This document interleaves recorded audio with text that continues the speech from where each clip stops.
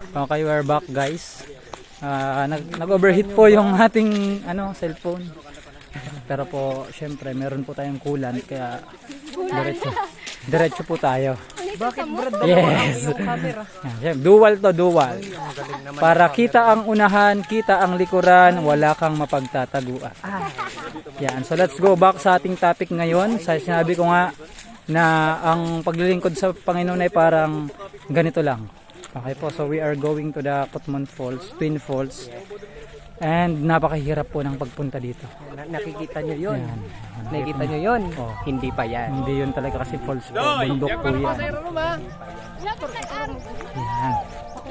Guys, kapatagan po. Lahat po na nakikita nyo. Kapatagan. Sa Diyos yan.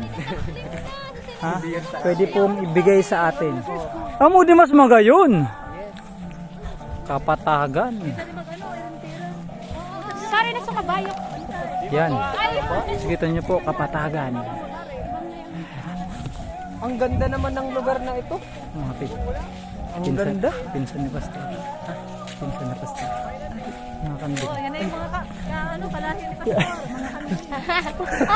Yan. Tara ka, Pastor. Sinaglag na po ng kanyang minamahal. Sinaglag na po. Sinabi na. Tingnan mo yan, oh. Ang ganda. Napakaganda guys. So hindi pa po ito. Mas maganda po pag nandun na tayo sa Twin Falls. Okay, so Mamaya magbamanihan tayo, mag-subscribe kayo. maglalapag tayo mamaya. Kahapon po naglapag tayo dun sa Kagsawa Ruins. Dalawa yung linapag ko, ang lalaki. Gano'ng kalaki ba? Mga lalaki yun. Puko pala na malaki. So mukhang malapit na po tayo. Mayroon kaming pinapasukan ngayon na daanan. Nakikita nyo yan, sobrang sukan.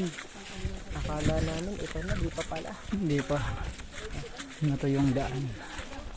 Ito po ang Red Sea. Tutuyo na po ang Red Sea. Yan, ito masira mo. Hindi